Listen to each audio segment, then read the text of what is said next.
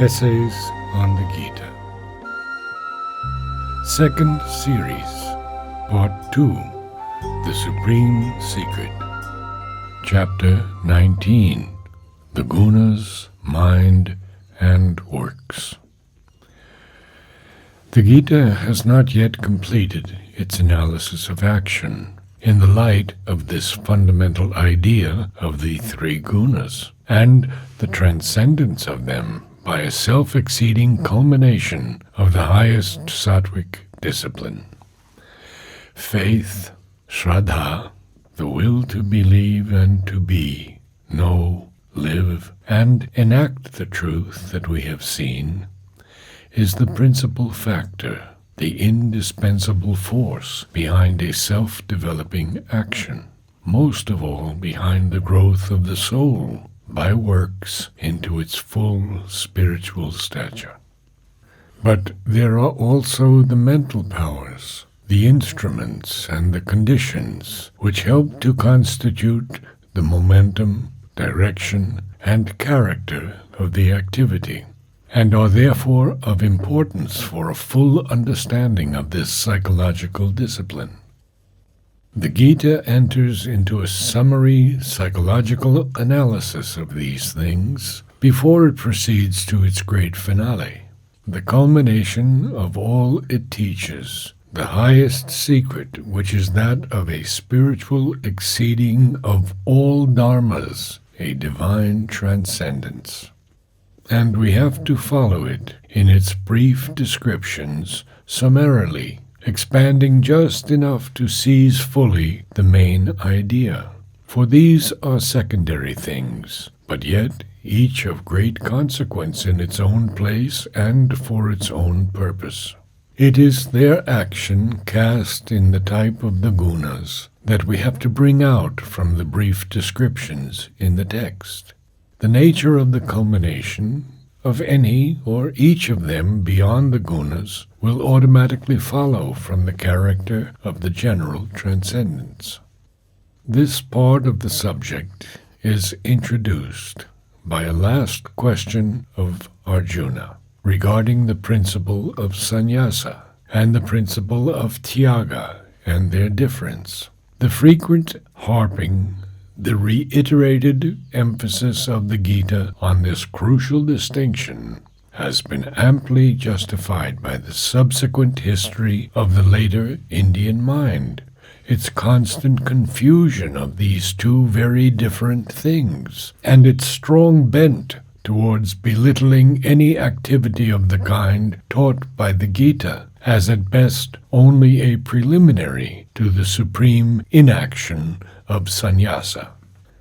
As a matter of fact, when people talk of tyaga, of renunciation, it is always the physical renunciation of the world which they understand by the word, or at least on which they lay emphasis, while the Gita takes absolutely the opposite view, that the real tyaga has action and living in the world as its basis, and not a flight to the monastery, the cave, or the hilltop.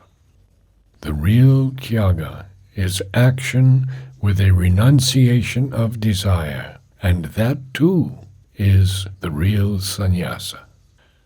The liberating activity of the sattvic self-discipline must no doubt be pervaded by a spirit of renunciation. That is an essential element. But what renunciation, and in what manner of the spirit? Not the renunciation of work in the world, not any outward asceticism, or any ostentation of a visible giving up of enjoyment, but a renunciation, a leaving, a tyaga of vital desire and ego, a total laying aside, sannyasa, of the separate personal life of the desire soul and ego-governed mind and rajasic vital nature.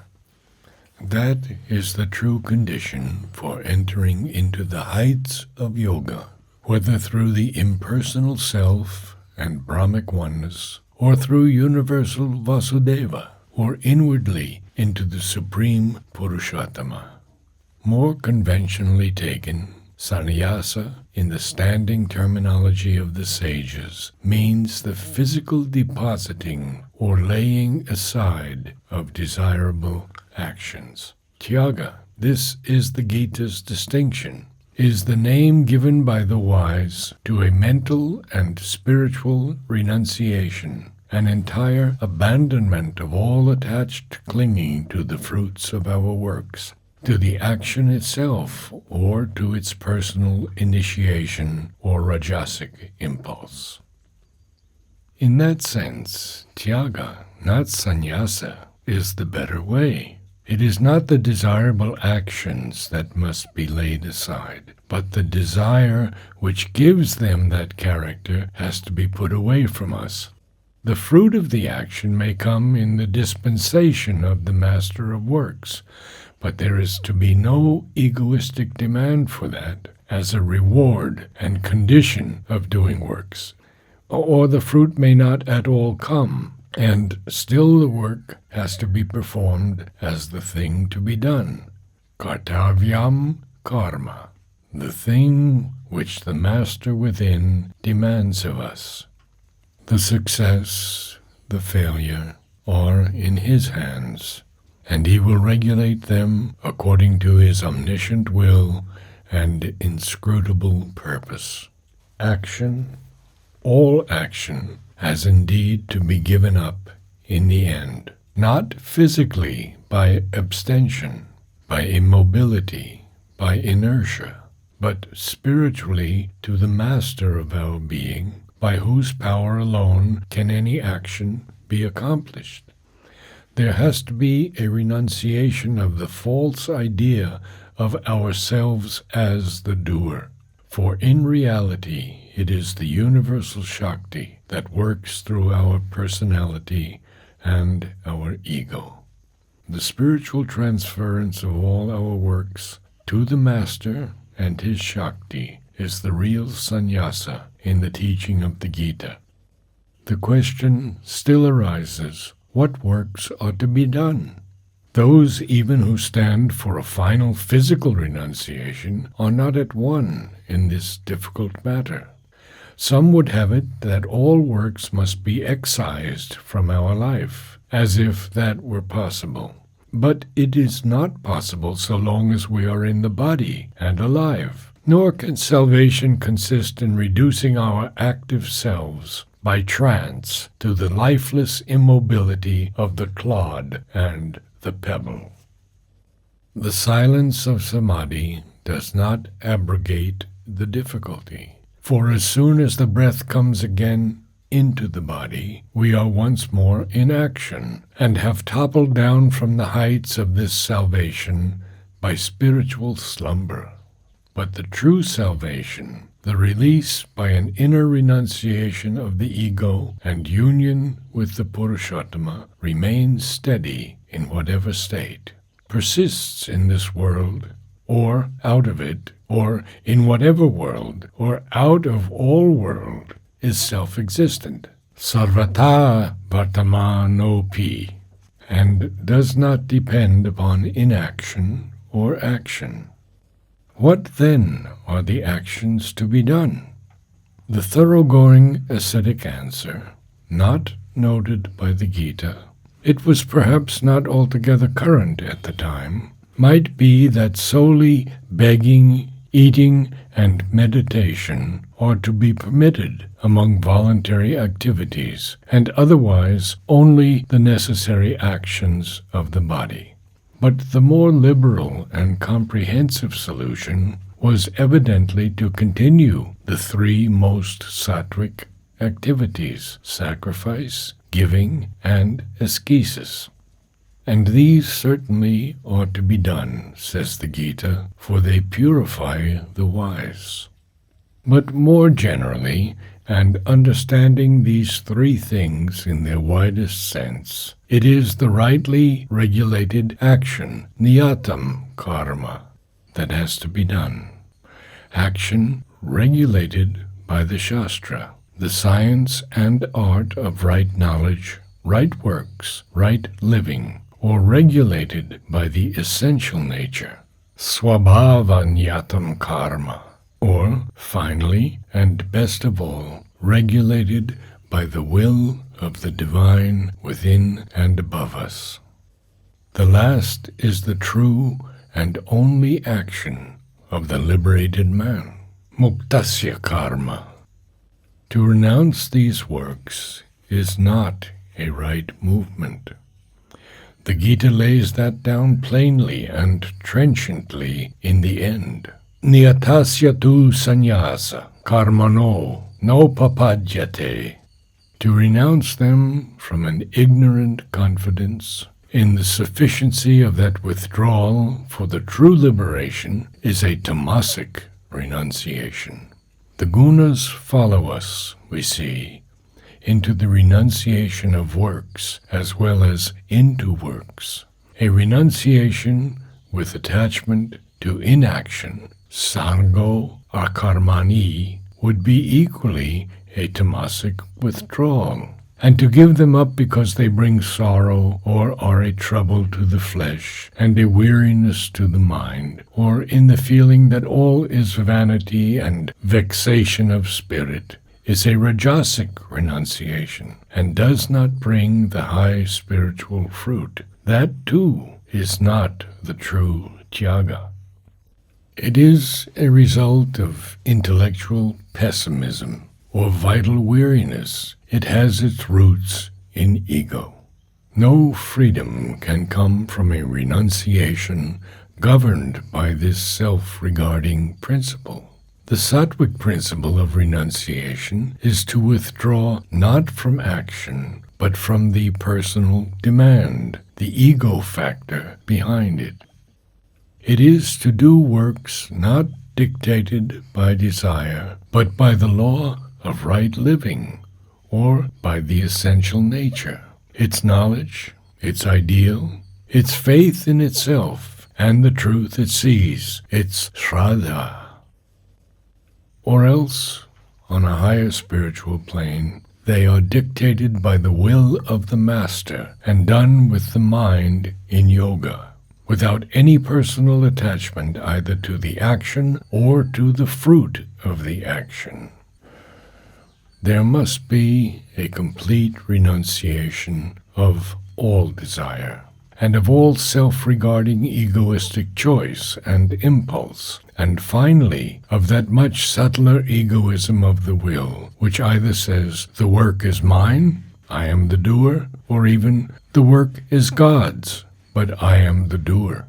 There must be no attachment to pleasant, desirable, lucrative, or successful work, and no doing of it because it has that nature.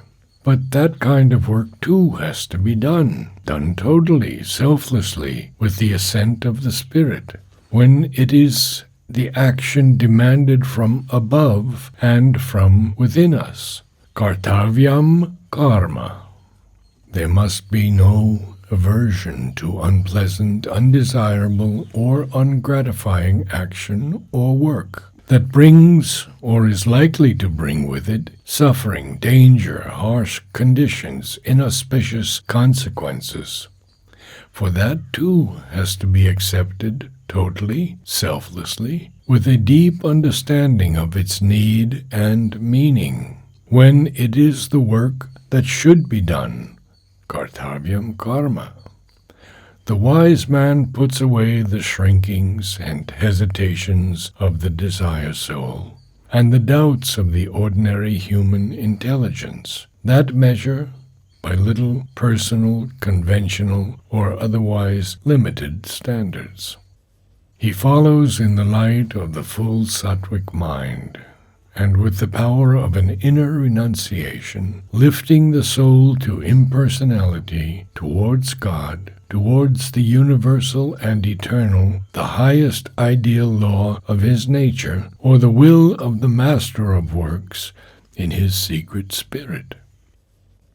He will not do action for the sake of any personal result, or for any reward in this life, or with any attachment to success, profit, or consequence. neither will his works be undertaken for the sake of a fruit in the invisible hereafter, or ask for a reward in other births or in worlds beyond us, the prizes for which the half-baked religious mind hungers. The three kinds of result, pleasant, unpleasant, and mixed, in this or other worlds, in this or other life, are for the slaves of desire and ego.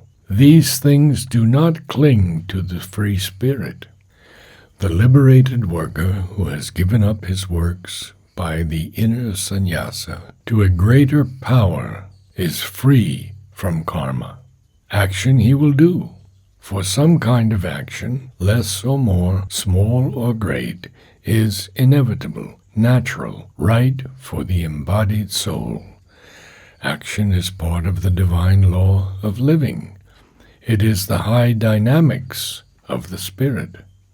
The essence of renunciation, the true tyaga, the true sannyasa, is not any rule of thumb of inaction, but a disinterested soul, a selfless mind, the transition from ego to the free, impersonal, and spiritual nature. The spirit of this inner renunciation is the first mental condition of the highest culminating sattvic discipline. The Gita then speaks of the 5 causes or indispensable requisites for the accomplishment of works as laid down by the Sankhya.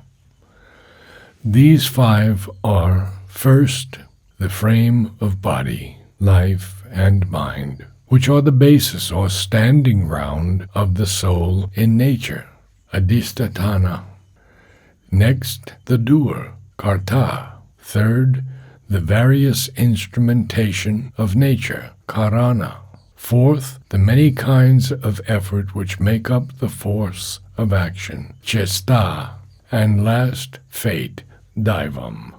That is to say, the influence of the power or powers other than the human factors, other than the visible mechanism of nature that stand behind these and modify the work and dispose its fruits in the steps of act and consequence. These 5 elements make up among them all the efficient causes, karana, that determine the shaping and outcome of whatever work man undertakes with mind and speech and body. The doer is ordinarily supposed to be our surface personal ego, but that is the false idea of the understanding that has not arrived at knowledge. The ego is the ostensible doer, but the ego and its will are creations and instruments of nature, with which the ignorant understanding wrongly identifies ourself, and they are not the only determinants even of human action, much less of its turn and consequence.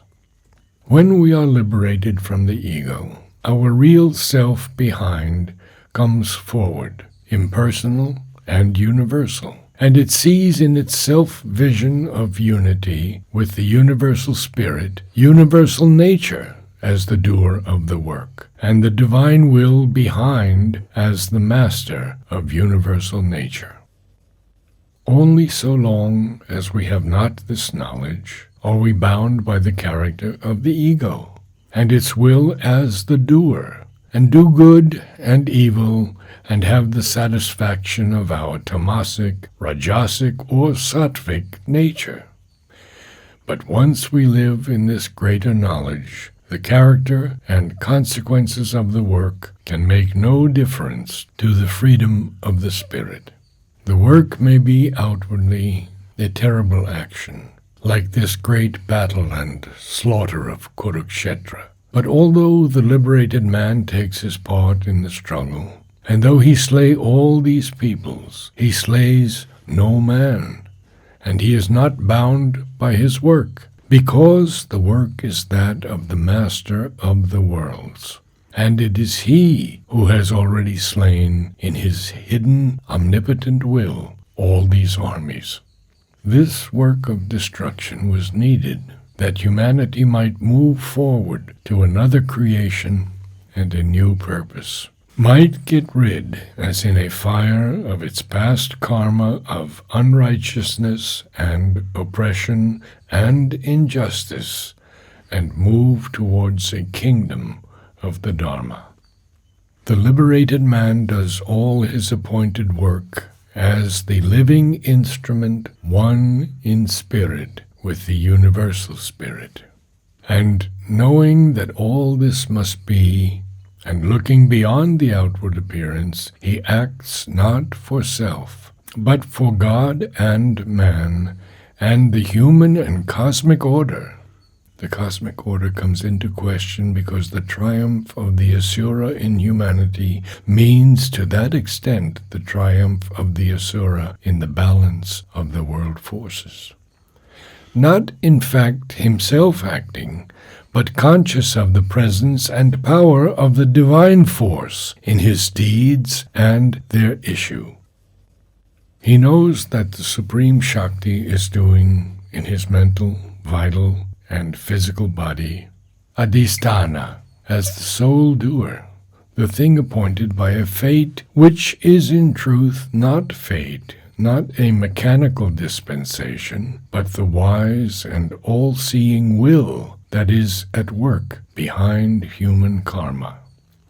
This terrible work, on which the whole teaching of the Gita turns, is an extreme example of action inauspicious in appearance, akushalam, though a great good lies behind the appearance. Impersonally has it to be done by the divinely appointed man for the holding together of the world purpose, loka sangrahartam, without personal aim or desire, because it is the appointed service. It is clear then that the work is not the sole thing that matters.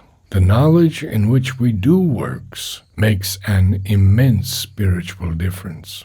There are three things, says the Gita, which go to constitute the mental impulsion to works, and they are the knowledge in our will, the object of knowledge, and the knower. And into the knowledge there comes always the working of the three gunas. It is this element of the gunas that makes all the difference to our view of the thing known and to the spirit in which the knower does his work.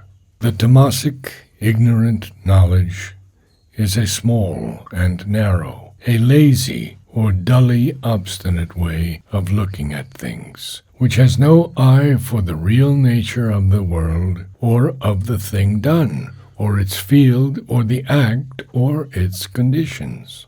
The tamasic mind does not look for real cause and effect, but absorbs itself in one movement or one routine with an obstinate attachment to it, can see nothing but the little section of personal activity before its eyes, and does not know in fact what it is doing, but blindly lets natural impulsion work out through its deed results of which it has no conception, foresight, or comprehending intelligence.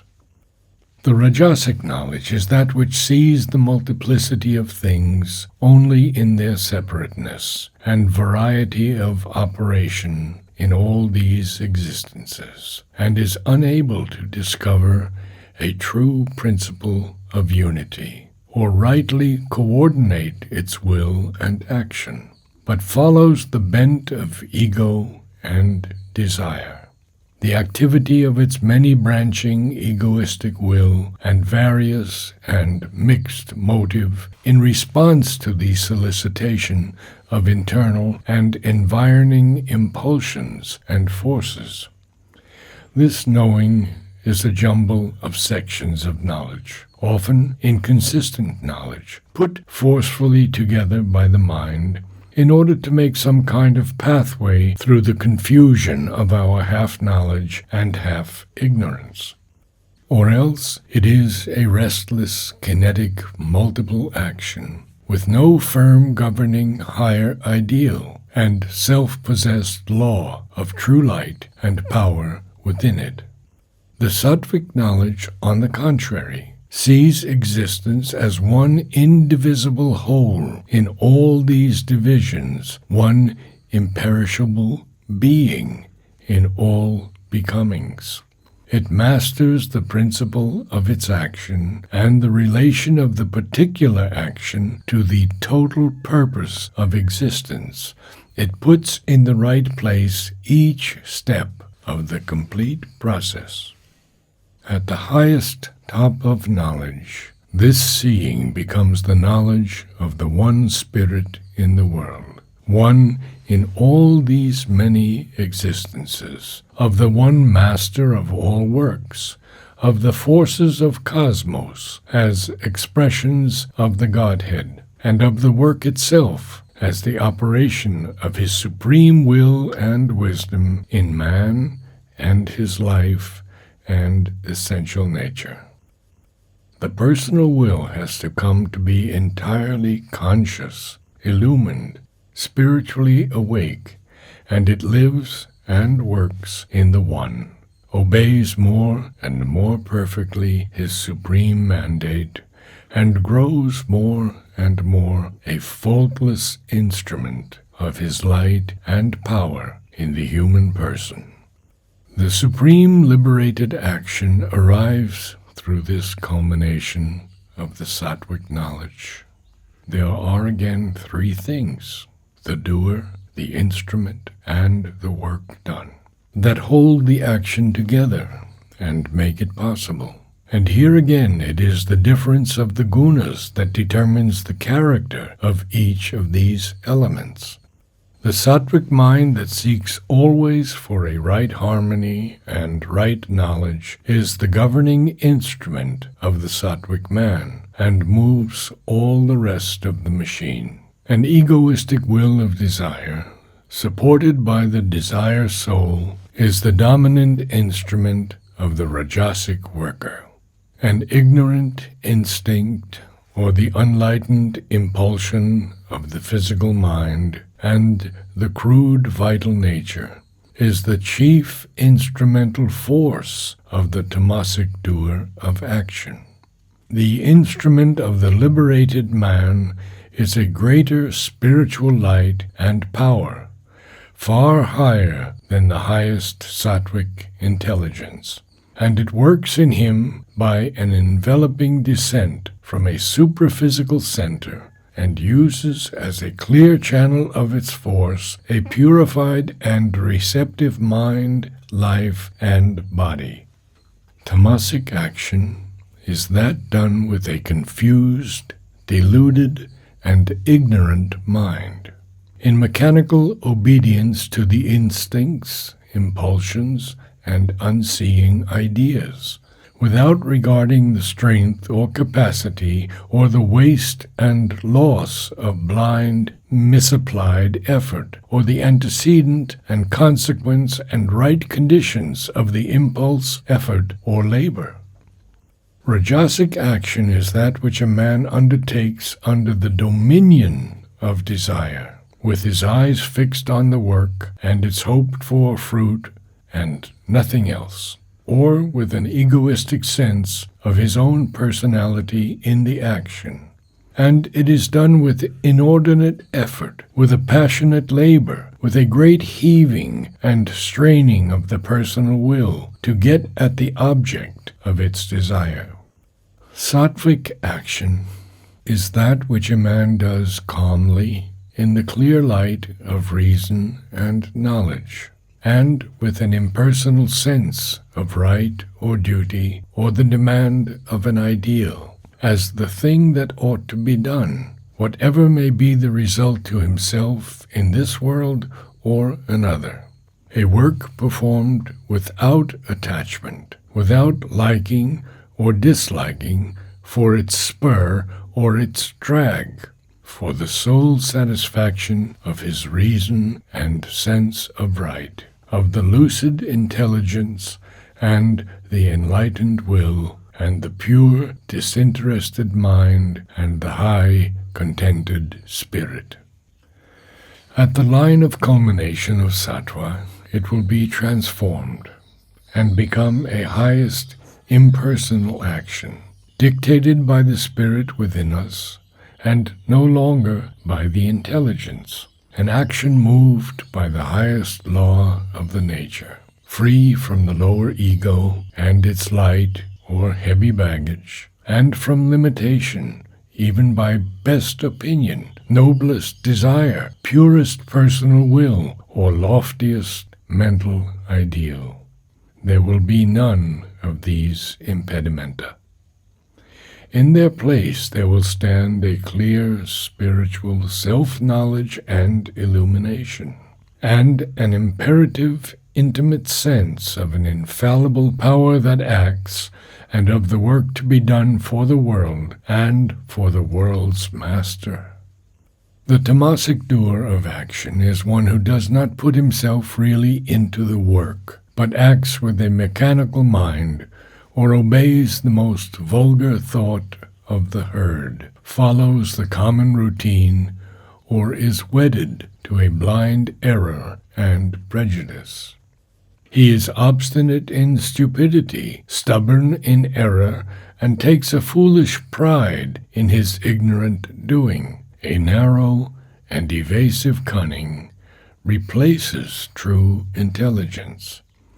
He has a stupid and insolent contempt for those with whom he has to deal, especially for wiser men and his betters.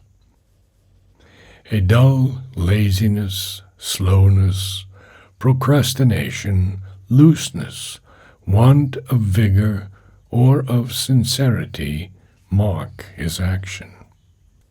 The tamasic man is ordinarily slow to act, dilatory in his steps, easily depressed, ready soon to give up his task if it taxes his strength, his diligence, or his patience.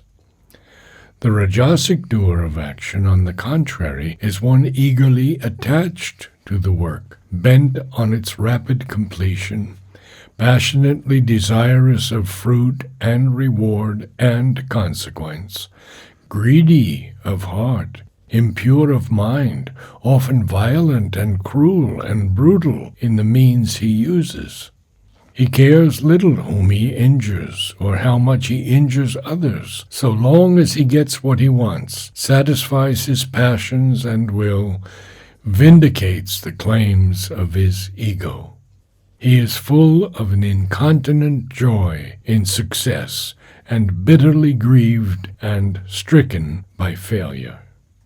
The sattvic doer is free from all this attachment, this egoism, this violent strength or passionate weakness. His is a mind and will unelated by success, undepressed by failure, full of a fixed impersonal resolution, a calm rectitude of zeal, or a high and pure and selfless enthusiasm in the work that has to be done. At and beyond the culmination of sattva, this resolution, zeal, enthusiasm become the spontaneous working of the spiritual tapas, and at last a highest soul force, the direct God power, the mighty and steadfast movement of a divine energy in the human instrument, the self-assured steps of the seer will, the Gnostic intelligence, and with it the wide delight of the free spirit in the works of liberated nature.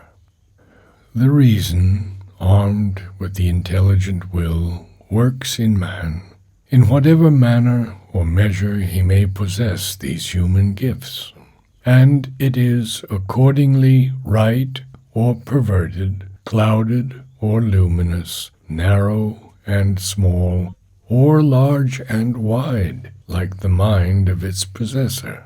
It is the understanding power of his nature, buddhi, that chooses the work for him, or more often approves and sets its sanction on one or other among the many suggestions of his complex instincts, impulsions, ideas, and desires. It is that which determines for him what is right or wrong, to be done or not to be done, dharma or adharma. And the persistence of the will, driti, is that continuous force of mental nature which sustains the work and gives it consistence and persistence. Here again is the incidence of the gunas. The tamasic reason is a false, ignorant, and darkened instrument which chains us to see all things in a dull and wrong light, a cloud of misconceptions, a stupid ignoring of the values of things and people. This reason calls light darkness, and darkness light, takes what is not the true law and upholds it as the law, persists in the thing which ought not to be done, and holds it up to us as the one right thing to be done. Its ignorance is invincible, and its persistence of will is a persistence in the satisfaction and dull pride of its ignorance. That is on its side of blind action. But it is pursued also by a heavy stress of inertia and impotence, a persistence in dullness and sleep, an aversion to mental change and progress, a dwelling on the fears and pains and depressions of mind which deter us in our path or keep us to base, weak, and cowardly ways. Timidity, shirking, evasion, indolence, the justification by the mind of its fears and false doubts and cautions and refusals of duty and its lapses and turnings from the call of our higher nature, a safe following of the line of least resistance, so that there may be the least trouble and effort and peril in the winning of the fruit of our labor. Rather no fruit or poor result, it says, than a great and noble toil, or a perilous and exacting endeavor and adventure. These are the characteristics of the tamasic will and intelligence. The rajasic understanding, when it does not knowingly choose error and evil, for the sake of the error and evil, can make distinctions between right and wrong, between what should or should not be done, but not rightly, rather with the pulling awry of their true measures and a constant distortion of values. And this is because its reason and will are a reason of the ego and a will of desire. And these powers misrepresent and distort the truth and the right to serve their own egoistic purpose. It is only when we are free from ego and desire, and look steadily with a calm, pure, disinterested mind, concerned only with the truth and its sequences, that we can hope to see things rightly and in their just values. But the rajasic will fixes its persistent attention on the satisfaction of its own attached clingings and desires in its pursuit of interest and pleasure, and of what it thinks or chooses to think right and justice, dharma.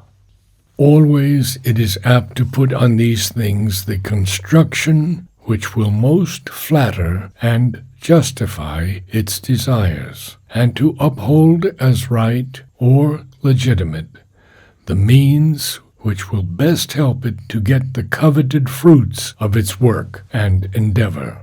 That is the cause of 3/4 of the falsehood and misconduct of the human reason and will. Rajas, with its vehement hold on the vital ego, is the great sinner and positive misleader. The Sattvic understanding sees in its right place, right form, right measure, the movement of the world, the law of action and the law of abstention from action, the thing that is to be done and the thing that is not to be done, what is safe for the soul and what is dangerous, what is to be feared and shunned and what is to be embraced by the will, what binds the spirit of man and what sets it free.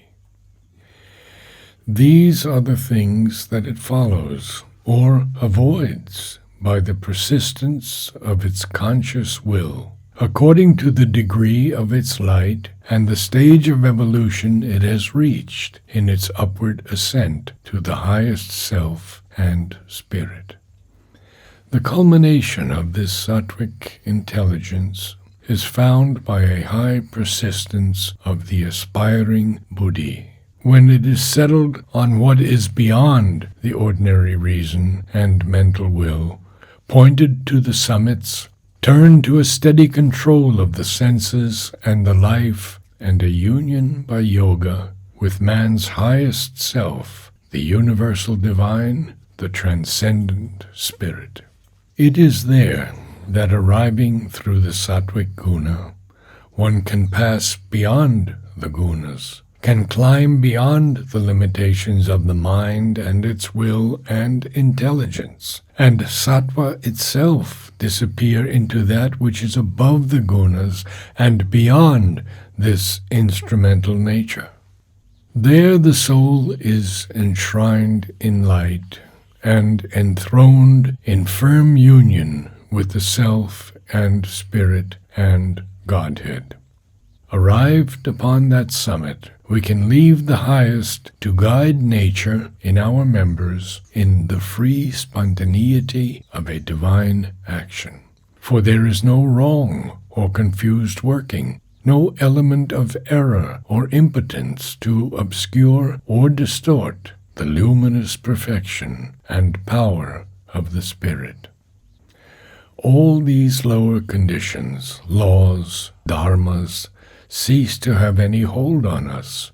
The infinite acts in the liberated man, and there is no law but the immortal truth and right of the free spirit, no karma, no kind of bondage. Harmony and order are the characteristic qualities of the sattvic mind and temperament. Quiet happiness, a clear and calm content, and an inner ease and peace. Happiness is indeed the one thing which is openly or indirectly the universal pursuit of our human nature.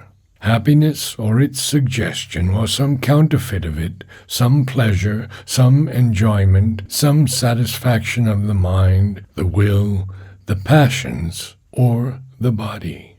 Pain is an experience our nature has to accept when it must, involuntarily as a necessity, an unavoidable incident of universal nature, or voluntarily as a means to what we seek after, but not a thing desired for its own sake, except when it is so sought in perversity, or with an ardor of enthusiasm in suffering, for some touch of fierce pleasure it brings, or the intense strength it engenders. But there are various kinds of happiness or pleasure, according to the guna which dominates in our nature. Thus the tamasic mind can remain well pleased in its indolence and inertia, its stupor and sleep, its blindness and its error. Nature has armed it with the privilege of a smug satisfaction in its stupidity and ignorance, its dim lights of the cave, its inert contentment, its petty or base joys, and its vulgar pleasures. Delusion is the beginning of this satisfaction, and delusion is its consequence. But still there is given a dull, a by no means admirable, but a sufficient pleasure in his delusions to the dweller in the cave. There is tamasic happiness, founded in inertia and ignorance. The mind of the Rajasic man drinks of a more fiery and intoxicating cup. The keen, mobile, active pleasure of the senses and the body, and the sense-entangled or fierily kinetic will and intelligence, are to him all the joy of life and the very significance of living. This joy is nectar to the lips at the first touch, but there is a secret poison in the bottom of the cup, and after it the bitterness of disappointment, satiety, fatigue, revolt, disgust, sin, suffering, loss, transience. And it must be so, because these pleasures in their external figure are not the things which the spirit in us truly demands from life. There is something behind and beyond the transience of the form, something that is lasting, satisfying, self-sufficient. What the sattvic nature seeks, therefore, is the satisfaction of the higher mind and the spirit. And when it once gets this large object of its quest, there comes in a clear, pure happiness of the soul, a state of fullness, an abiding ease and peace. This happiness does not depend on outward things, but on ourselves alone, and on the flowering of what is best and most inward within us. But it is not at first our normal possession. It has to be conquered by self-discipline, a labor of the soul, a high and arduous endeavor. At first, this means much loss of habitual pleasure, much suffering and struggle, a poison born of the churning of our nature, a painful conflict of forces, much revolt and opposition to the change due to the ill will of the members or the insistence of vital movements. But in the end, the nectar of immortality rises in the place of this bitterness, and as we climb to the higher spiritual nature, we come to the end of sorrow, the euthanasia of grief and pain. That is the surpassing happiness which descends upon us at the point or line of culmination of the sattvic discipline. The self-exceeding of the sattvic nature comes when we get beyond the great but still inferior sattvic pleasure, beyond the pleasures of mental knowledge and virtue and peace, to the eternal calm of the self and the spiritual ecstasy of the divine oneness. That spiritual joy is no longer the sattvic happiness, sukham, but the absolute ananda. Ananda is the secret delight from which all things are born, by which all is sustained in existence, and to which all can rise in the spiritual culmination.